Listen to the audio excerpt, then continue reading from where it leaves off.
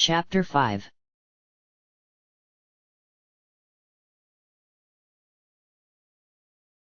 Entry. Alcohol is like the blood of Ivalice. It flows into every part of it and keeps things running. When Katsuo started his uprising, not even the government had the power to stop him, but a few breweries from the northern region had enough money to hire a sizable chunk of the remaining free clans, and even bought some of the lower-ranking clans from under Katsuo's nose. This place is now called Beerland, and is a small country that encompasses most of the northern border of what Ivalice once was, excluding Rhoda, which was declared a neutral ground after Katsuo unsuccessfully attempted to besiege the monastery of Saint Gregory. This was his way of saying the monks gave him what for. Though there are many different types of alcohol drank, each of the species have their preferences. Humans prefer pale ales and lagers, which Bengal disparagingly call lemonade, and Mughals sometimes confuse with tepid water. New Mao tend toward ancient wines, which they casually sip, and sages often enjoy strong spirits. Bengal like black ales, full of flavor and alcohol, which they don't drink, but quaff. A full-grown Bengal, women included, is known to quaff almost 3 pints of ale in one sitting, and while priests rarely quaff, they're known to drink just as much, if not more. However, all other species seem teetotalers in comparison to Mughals.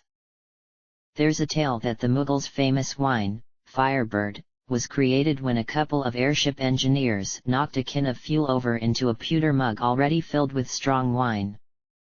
It should be noted that Mughals drink everything from beer to scotch in pewter mugs that they often keep on their person. The engineers, who decided it was worth possibly being poisoned to finish their wine, took a taste and declared that it tastes like gasoline Kupo. But after a few cups of it, I don't think I'd care.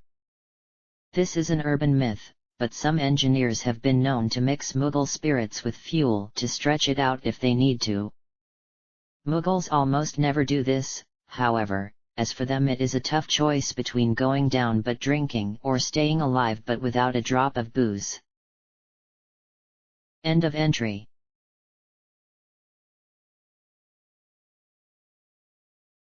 The clouds were beginning to spread from the horizon.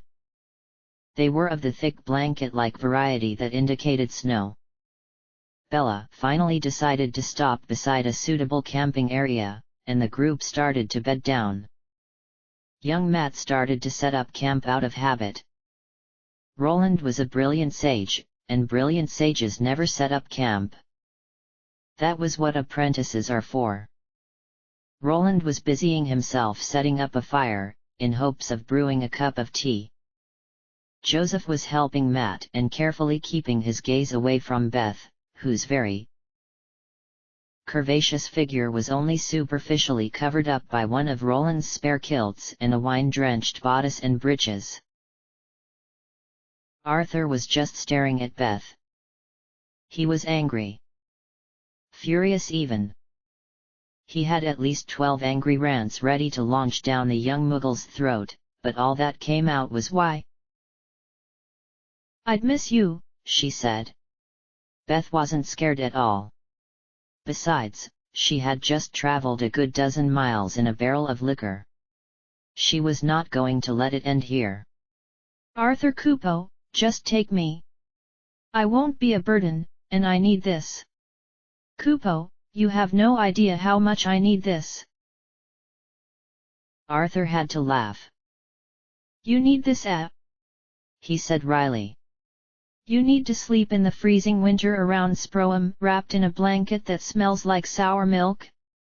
You need to trudge across half the country for 120 gil a day, a wage that puts our financial state just below that of a ditch digger? This is what you need." "What I need," she said quietly, "is a place to use my skills, Kupo." "You were talking about ditch diggers? I know ditch diggers in Cyril, Baguba, and Muscadet that could tell you the 3 laws of elemental instability. Kupo, I even know beggars that graduated above me at my academy. This may be the only chance I have to actually be a black mage, before I go back to Baguba and end up being just another Winston, marry some rich merchant or magistrate and live the rest of my life in the city, Kupo." She was crying at this point. Not sobbing, just letting the tears trickle down. Arthur felt awkward. He had always been a monk, and monks led a hard life.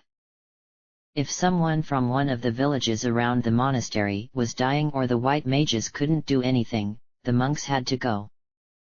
If it was 2 in the morning and someone was fading fast, they had to go and do the rites and pray at their bedside until they finally slipped away, and then they helped the loved ones prepare the body and clean the sheets. It was their obligation, their holy duty. He never complained about it or regretted having been raised at the monastery since he was a child, but he did remember seeing a girl once, about 9 or 10, who had been eaten away by some blight or the other, whatever it was, and he remembered seeing the longing in her eyes. Her eyes said, "Please help me, or I will die." She died in his arms. That was the day he started to study to be a white monk.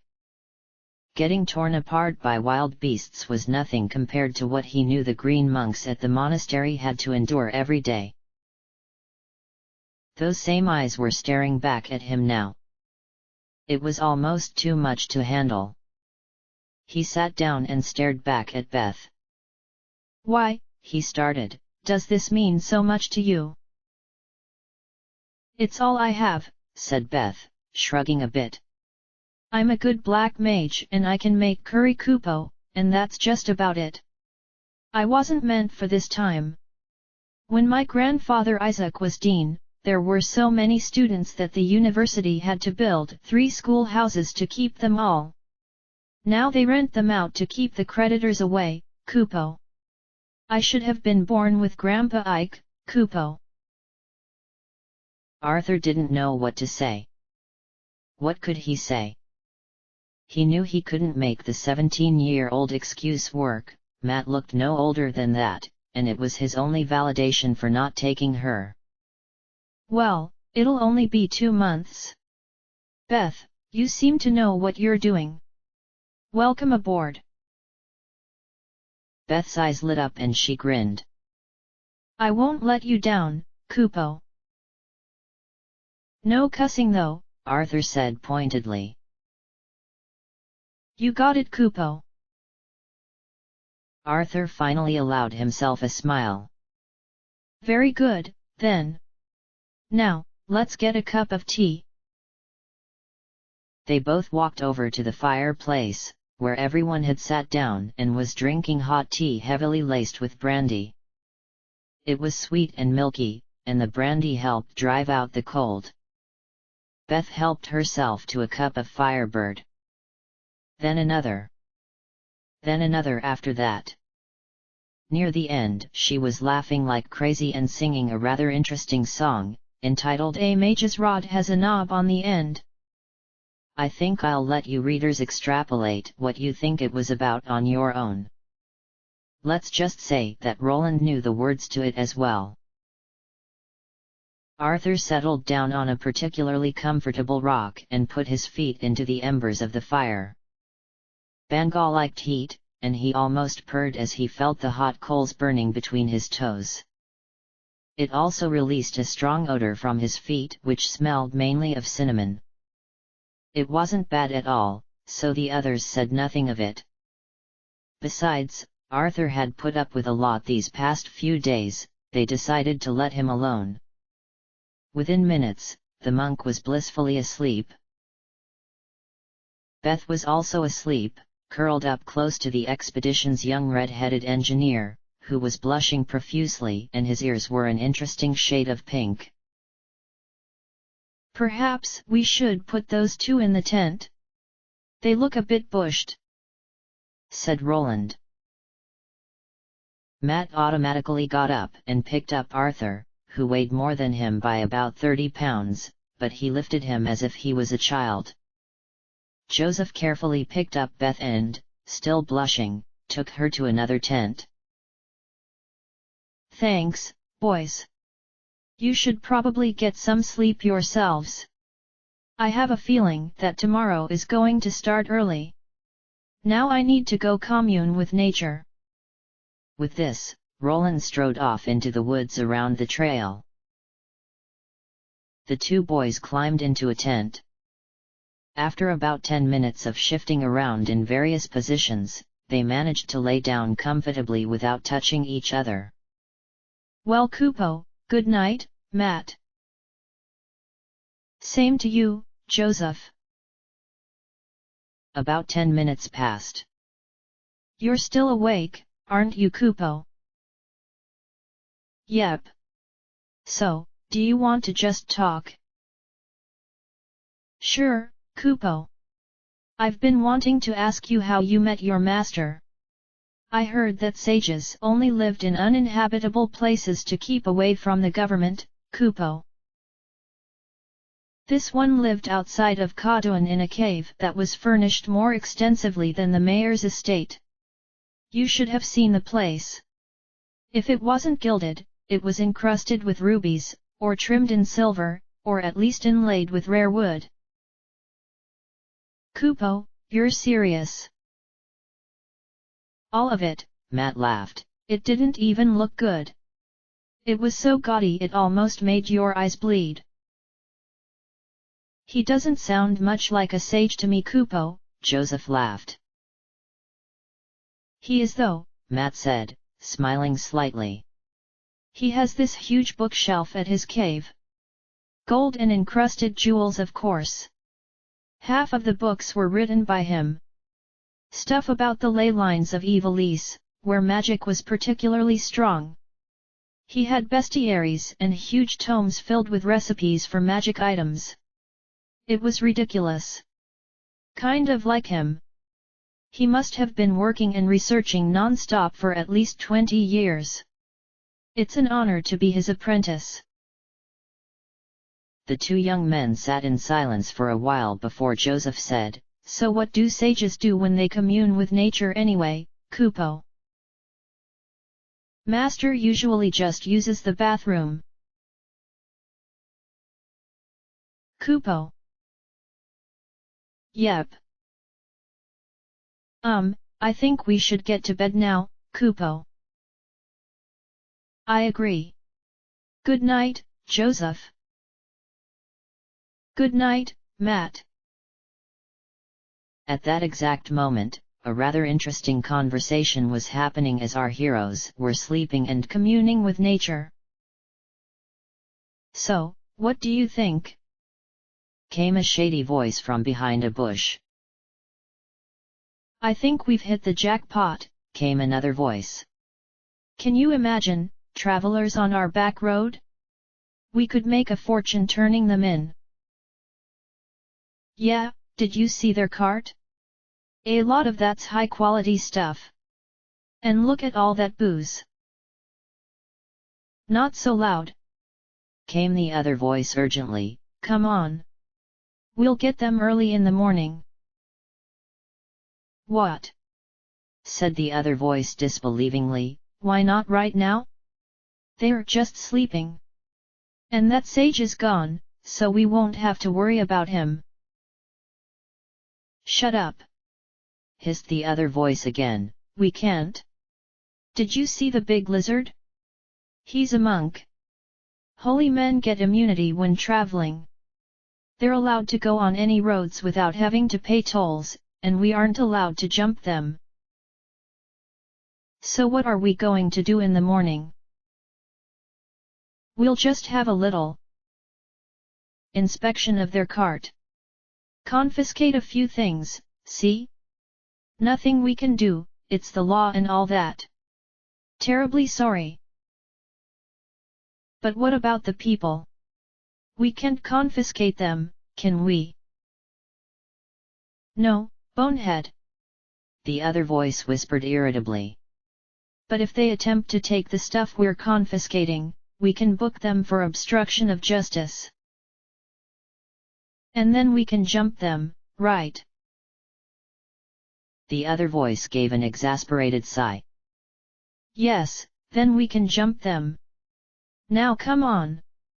We need to get the rest of the gang ready. And tell them to polish their armor. We have to look official. And at the exact same time as this, yet another interesting conversation was going on. Roland had just finished communing with nature and was starting to head back to camp when a giant panther got in his way. The big cat stood almost as high as Roland at its shoulder, and its sharp yellow fangs had permanent stains of dried blood on them. It only had one eye, which was small and orange, and the other eye was permanently closed behind a nasty gash that ripped the head from its left ear down to its nose. I was hoping to meet you here, Barnabas. It appears that you finally figured out how to make that eternal life potion you were talking about. The panther growled in response and seemed to curl in on itself. For a few seconds there were some very disturbing noises that sounded both wet and crunchy at the same time, and then a new Mao, also with a beard, stood in front of Roland. Like Roland, he was a bit more solidly built than most of his kind, with a wild mane of white hair that was tied back into a pony tail that looked like a silver fire coming from the back of his head. This wild-looking new Mao was dressed rather simplistically, with some animal skins over a light mail tunic and a ragged old cloth hat. Good to see you too, Roland, Barnabas growled. Actually, it isn't exactly eternal. I just slowed down my body's aging to the point that I age 1 year for every 15 I live. I think that's more than enough life than I'll want anyway. So why are you still looking so young yourself? Roland told his friend the story of his magical blunder, heavily embellished, of course. So you've aged, 6 years since I last saw you? Yes, that appears accurate. I must ask though, are there any other members of Clan Nutsy still alive? 90-odd years is quite an age, Roland, Barnabas grinned. His teeth were very odd.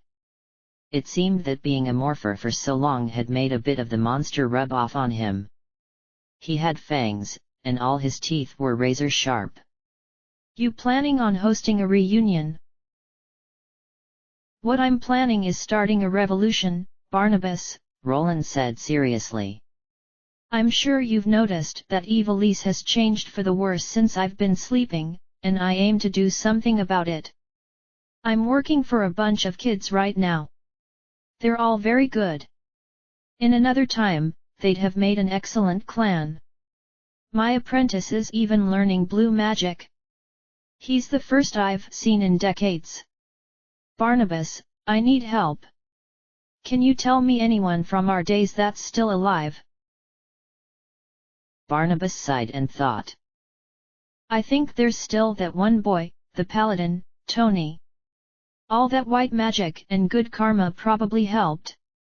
He's captain of the guard in a rather large cathedral. Somewhere in Beerland, if I recall. Do you know where that is? Yes. We happen to be going near there. What about Ezel? Alchemists have a tendency to stay around, and Ezel would have done it just to annoy the new government. Dead, Barnabas spat out the word. Killed by some of Katz's goons about 80 years ago. I think Tony's the only one, Roland. Good luck, I suppose. You're not going to help, Barnabas? An old warhorse like you would be much appreciated. Barnabas looked at Roland wearily. You made it to the party a bit too late, Roland. There has been revolution. Many times, as a matter of fact. They've all failed. I was in a good few of them. I started a good few. Each time, we were either killed or forced to retreat.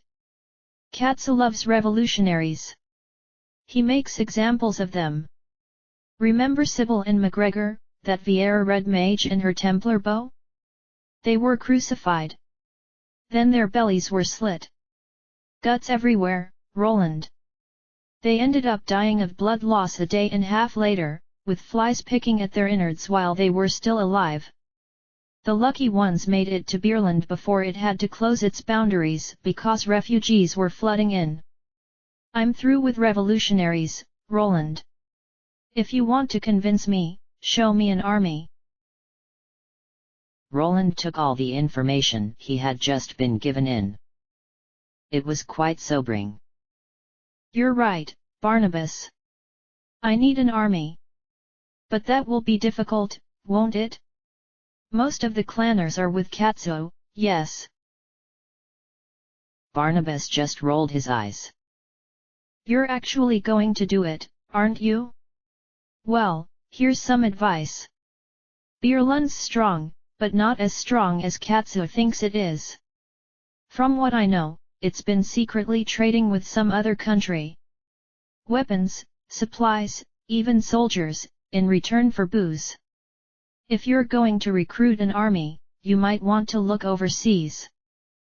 With that, the old morpher got up and started to leave. Oh, and you'll be getting a visit from some government types tomorrow. I hope that priest of yours has all his papers. Finally, he strode back out into the wilderness, and after a while, Roland saw the silhouette of a large cat bounding through the woods noiselessly. Roland got back up, dusted his kilt off, and went back to the campsite. He decided he should get some rest as well.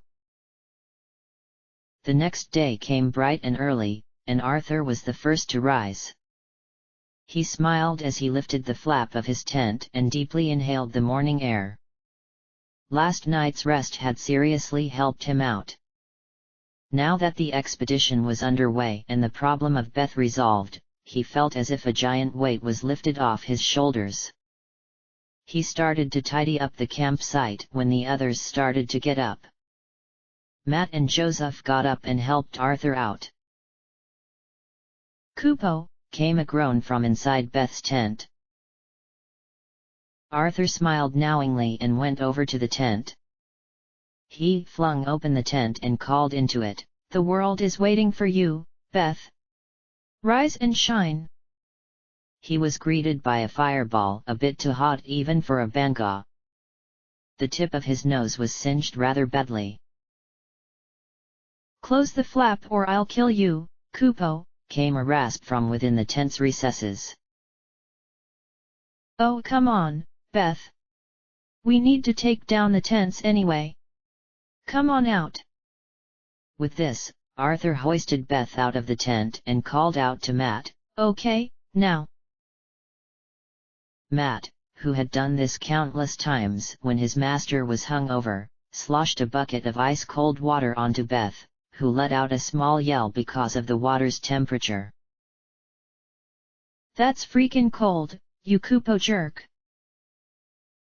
"Why Beth, you practically didn't cuss at all," Arthur said. "I'm trying to break the habit, okay?" Beth said irritably. "Now give me some Firebird, Kupo. I have a headache like you wouldn't imagine." "I wonder why," Matt said. As I said before, the boy had dealt with this before. He rummaged through one of his master's bags and took out a small round bottle. He uncorked it and gave it to Beth. "Here's some coffee. The bottle always keeps it warm, so I keep it for when master's had a really bad bender the night before." Beth snatched it away from Matt and took a gulp before spitting it back out. "Yuck! This stuff tastes like mud." "I probably put some in there," Matt said. "It definitely brings you back to earth, yeah." Beth said nothing but drank a few more gulps of the stuff before handing it back to Matt. Then she helped Joseph fold up the tents. Every time they came together to fold the ends, their hands touched and Joseph's ears became even redder. Arthur smiled at the two. It was good that Beth had a young Muggle boy her age around, especially one so responsible. It should keep her out of trouble. In some ways, at any rate. Also, Arthur thought while looking at Joseph. It was obvious the boy was smitten with Beth. Finally, after everything was put up, they saw Roland coming up the trail. "Oh, good. You're all up and everything's packed. Get your weapons out, we've got company." Everyone was rather surprised to hear him so serious. He had a businesslike look to his face and had a practical mace in his hand. Everyone quickly rummaged through the cart. Bella looked at them rather irritably and went back to eating her feed. Eventually, everyone found their weapons and got back to where Roland was. "Just in time, too," Roland said as he saw some figures approaching on the trail. "Now just let me do the talking at first. And make sure you have all the papers, Arthur." The figures were finally getting close enough to be examined. There were 6 of them, 3 humans, 2 Banga, and a Mughal. Their weapons looked well used, and they all held them like professionals. Arthur sighed. It was time to see if all his training had paid off. "Greetings, citizens," one of the humans said. He was tall and rather muscular, wearing serviceable armor and with a sword in his right hand and a shield in his left. Readers would recognize his voice as the second one from last night's interesting conversation. "I am Captain Robert Stuteley.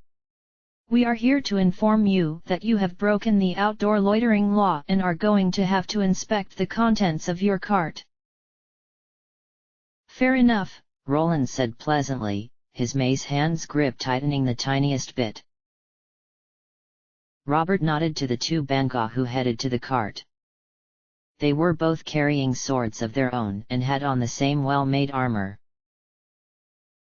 "Now, if I may ask you a few questions," Robert said while the Mughal, a rather shady-looking fellow with square spectacles and a ratty waistcoat on, took out a notebook and pencil. "First, have any of you broken the law before?" Our heroes all truthfully answered no. "Where was the last city that you stayed in?" They all answered Sproum. "And where are you going?" "We are going to the monastery of Saint Gregory the Wise, in the Rhoda Mountains," Arthur said. "Oh? Crossing the country border? Do you have papers?" Arthur rummaged through his satchel and pulled out a sheaf of papers. The shady Mughal snatched them out of his hands and looked through them with his dark, shiny eyes. "They appear to be in order, Kupo." "Very well then," Robert said as if he was slightly disappointed. "So could you explain the booze? As you know, according to the extraneous items tariff, you will have had to pay tax on it to transport it out of country. Do you have proof that you paid it?" Arthur took out a stack of receipts. "This covers everything in the cart, and chocobo included." Captain Robert gave them to the Mughal, who confirmed all of them. He turned on them exasperatedly. "Fine. And your weapons? What about them? Carrying weapons without a license is an offense punishable by—" Arthur shoved even more papers into the captain's face. The Mughal confirmed it, and it appeared that the captain had nothing more to stick them with. "Now as to the loitering offense," he growled, "it can be punishable by a maximum fine of 500 gil for first-time offenders," Roland finished and threw a bag of coins to the captain. "I think you'll find that to be more than enough.